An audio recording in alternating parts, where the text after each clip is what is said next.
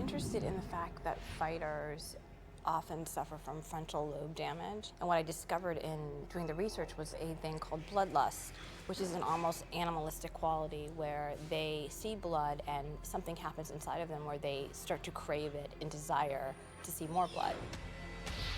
So I figured, bloodlust, serial killers, dead bodies, perfect for Criminal Minds. He is fighting also for his child's life, who's slowly dying of a blood disease, leukemia. And it sort of correlated into what was happening with him on the ring, being a stepping stone or a tomato can who kept losing. To kind of parallel that with your son losing a battle that you really want as a parent for him to win, and there's nothing else that you can do but watch him die. I thought, wow, that's an emotional story. When we get back in here, I want to see that plate empty, all right, buddy? Sean Hattie is an amazing actor. He has that sort of passion that you see in a Rocky, that underdog feeling of somebody who has a dream, who believes that they're actually going to make it. An amazing sort of blue collar from the neighborhood type of guy. And it was more important for me to get an amazing actor than it was to get someone who was an absolute amazing fighter. She called me up actually and said, would you be able to play a boxer? I think she wanted to know physically how I was because that was very important and key to the role. So I said, you know, I'm in okay shape.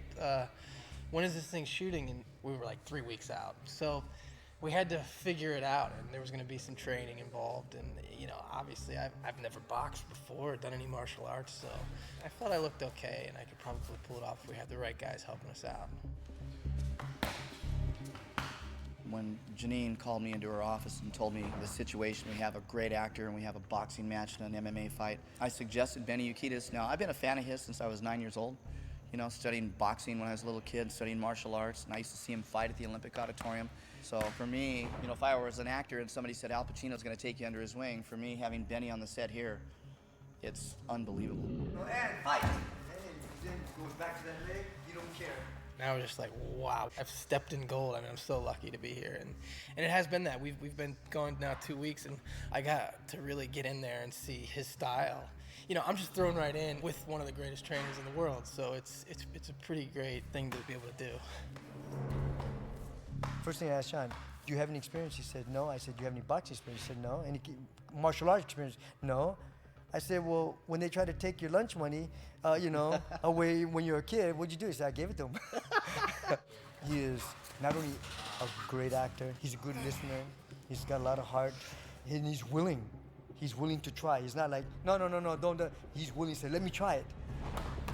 He's gonna be an action hero now. Today, right now, we're kind of at the conclusion of our show. It's like this underground mixed martial arts fighting world. The challenges of putting the fighting sequences together for this project were a little bit different because we're inside of the mind of this guy. So it's not just a matter of showing people fight, but it's also what is he thinking as the fight's going on? What is your mind thinking as you're getting hit or about to hit somebody? What happens when he sees certain things that inspire him or turn him to the darker side? So it's really connecting all those dots that make the fighting more specific with this show. And let's go. The power is in the eyes, and the facial expressions telling what you're feeling, the body movement tells the experience, and the stuntmen usually are not trained for that. With Sean, once I told him, get out of your head with it. Clear the junk mail. Focus on your opponent's eyes and listen to his vibration. Okay? And he said, well, he's not having dialogue. I said, no, the vibration of his thoughts. And he said, ah. So then he started to really wake up. It's like, I get it. Oh, okay.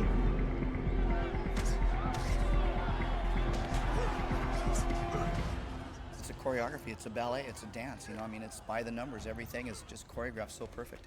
You know, there's so many moves. There's 50, 60, 80, 100 moves. In the past, I've written down every single punch, left hook, right cross, knee to the face. We videotaped all of their rehearsals so that on the day, they had everything on tape. Sometimes you might forget, where were we? You got the videotape to look at, so it's a really cool tool. What was amazing is Sean learn how to fight in a short amount of time, and then had to memorize the choreography, and then had to act.